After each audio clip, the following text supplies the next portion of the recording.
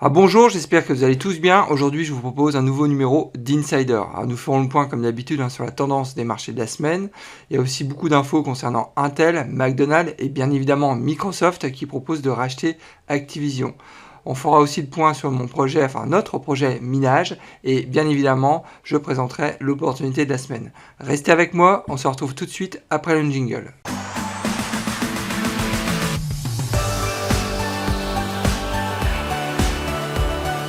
Alors pour ceux qui ne me connaissent pas encore, je me présente, Nicolas de la chaîne Mister Dividende. Mon objectif financier est de construire un revenu passif stable et sécurisé en investissant sur les marchés financiers. Je partage avec vous et en toute transparence mes analyses boursières. Je publie en règle générale 2 à 3 vidéos par semaine, donc faut pas hésiter, inscrivez-vous, c'est entièrement gratuit.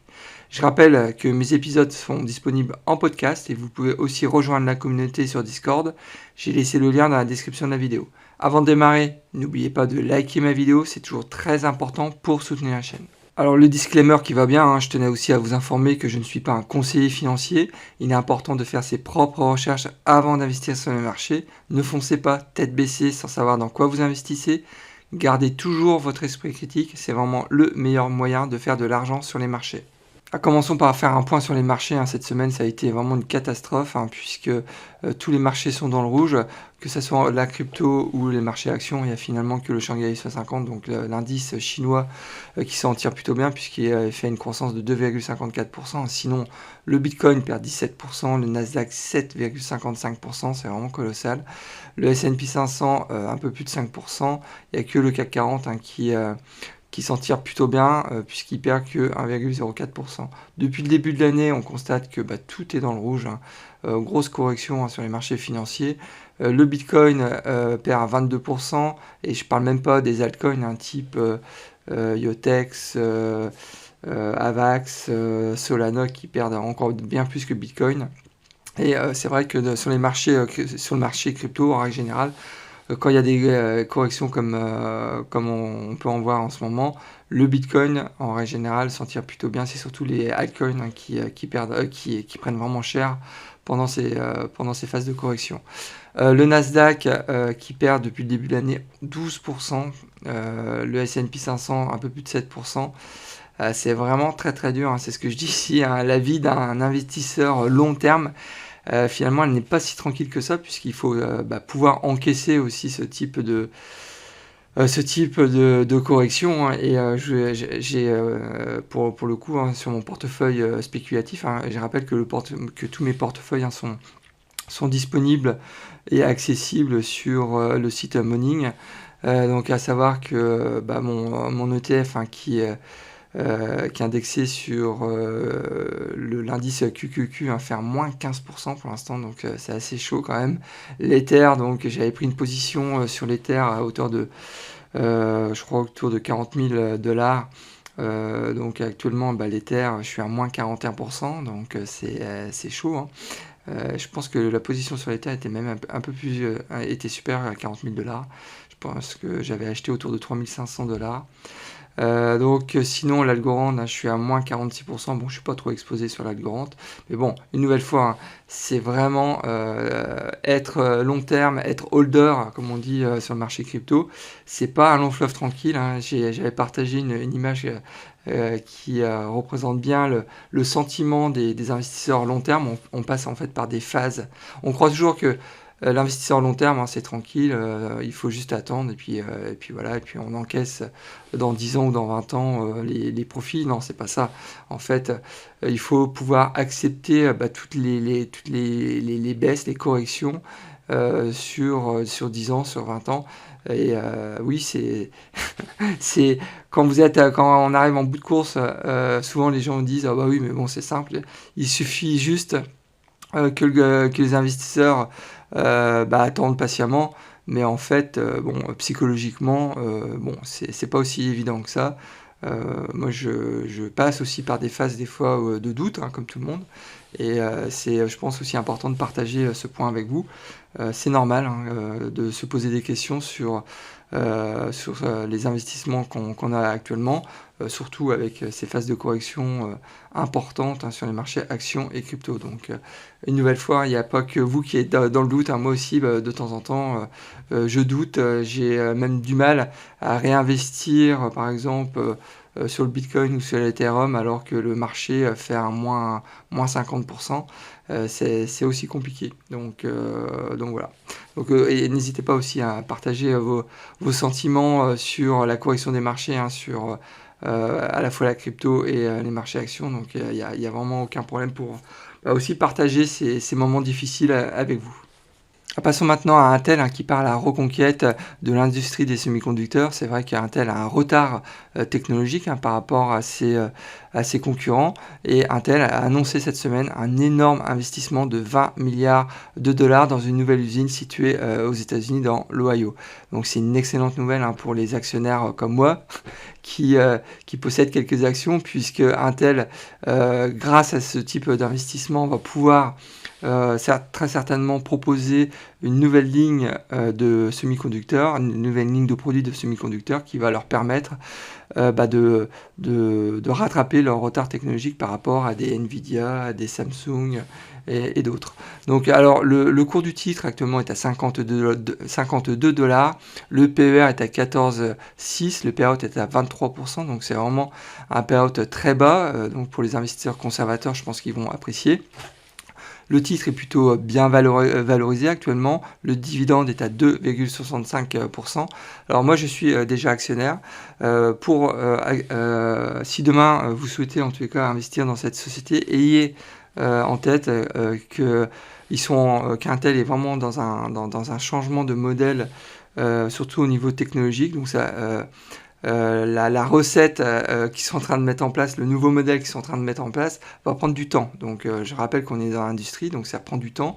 Et il faut avoir une approche au moins sur 5-6 ans si demain vous souhaitez investir sur cette société. C'est une société, je pense, qui a un potentiel de dingue. Donc je rappelle, ils ont beaucoup de retard technologique, hein, par rapport à leurs concurrents.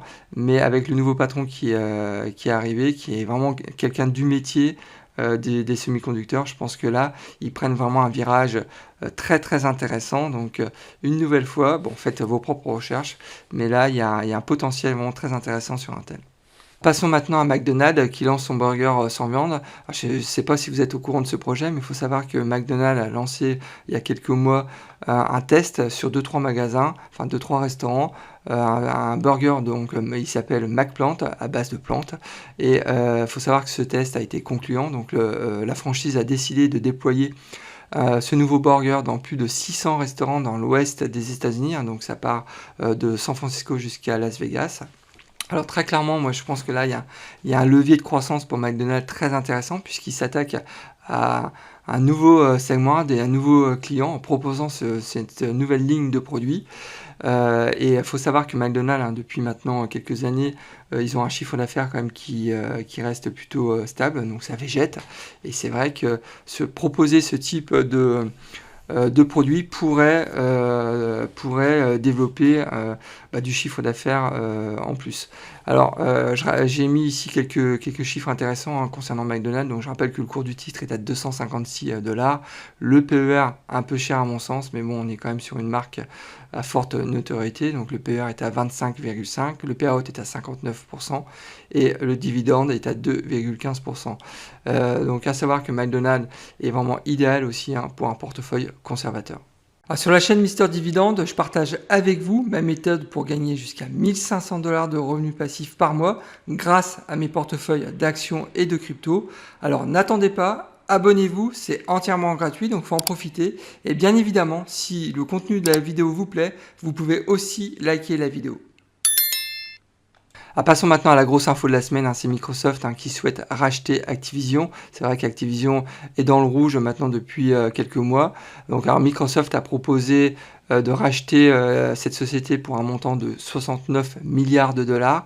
Cette opération est vraiment très intéressante sur le plan industriel, hein, puisque ça va combiner en fait l'un des principaux portefeuilles de jeux vidéo dans l'industrie du gaming, avec bien évidemment l'un des principaux fabricants de matériel.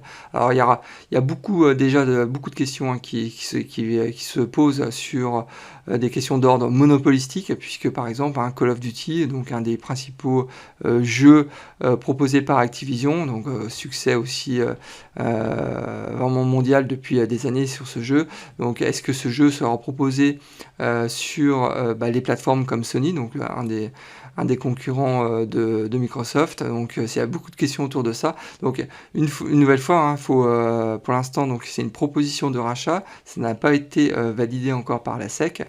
Donc il y a une nouvelle fois beaucoup de questions d'ordre monopolistique. Alors si l'accord se réalise, il faut savoir que ça sera donc l'entité Microsoft Activision, ça sera donc la troisième plus grande société de jeux vidéo, après bien évidemment le chinois Tencent et le japonais Sony.